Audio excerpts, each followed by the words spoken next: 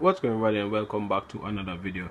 So I'm just here doing a little recap now because technically we're into winter because we're going through some low temperatures. So just doing a recap on the whole front wheel drive build throughout the summer season, which for me I didn't really get to do a lot of testing this season because I had other things. As you can see if you follow the channel, I also have other hobbies that I took part in, such as like RC flying and stuff like that.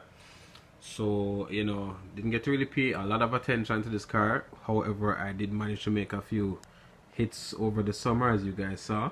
And the best time that we managed to clock, as some of you guys know, was 3.3 at I think 46 miles per hour on a 2S LiPo battery. So you guys who are OGs on the channel is not really new to the setup, but over the summer this is the type of setup that I was using. I was using this set of slicks right here, which is the broadest set that I tried out this summer. And apart from that one, I use these as well, which I'm currently using right now.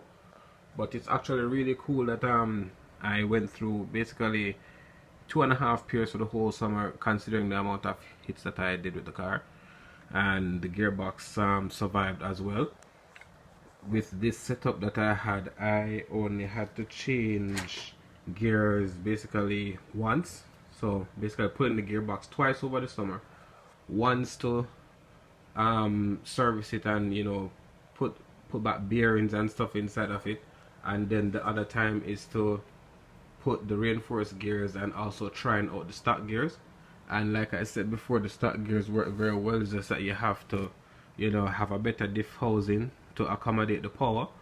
But don't watch this, I had to burn it off to get the other diff casing to fit onto the reinforced gear. So yeah, that's that. So and another thing too, guys, another hack if you're going with this diff setup is that a little tire glue, as long as you align the diff housing properly to this gearing, it will work very well for your diff housing and your axles.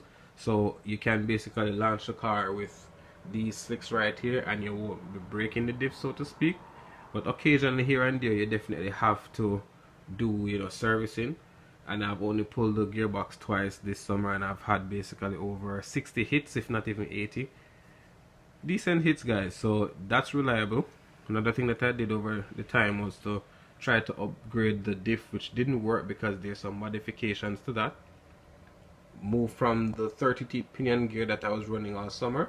This is what gave me the 33 miles per hour. Sorry, not 33, guys, the 3.3 at the 46 miles per hour on the 132 feet. And then, as you guys know, I upgraded now to another one, which is a bigger one.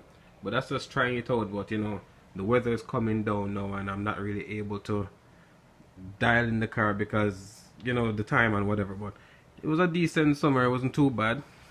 It wasn't really, the car didn't get slower.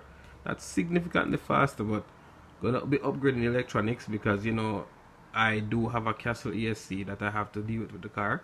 So gonna be slapping that back in some time over, and a new body is due, but I want to keep this body because, believe it or not, guys, this EK body right here is $129, just the body.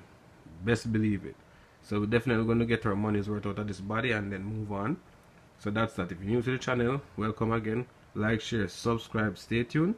I'm going to be doing at least 2 more test sessions depending on the weather with these 6 over here, and I'm hoping to see if I can get a 3 flat, and then I'll be packing it up for the season. But guys, I'm definitely going to be getting that 3 flat before anything, with the same electronics and all that. So stay tuned, guys. Watch the adventure. Front wheel drive is not really easy, and for those guys who actually race front wheel drive cars, you'll know. So before I started out at a 4.8, sorry, that's a lie, 4.2 seconds for the OG subscribers of my channel. 4.2. Then made some changes, went down to 3.9, then 3.8, 3.6, 3.5.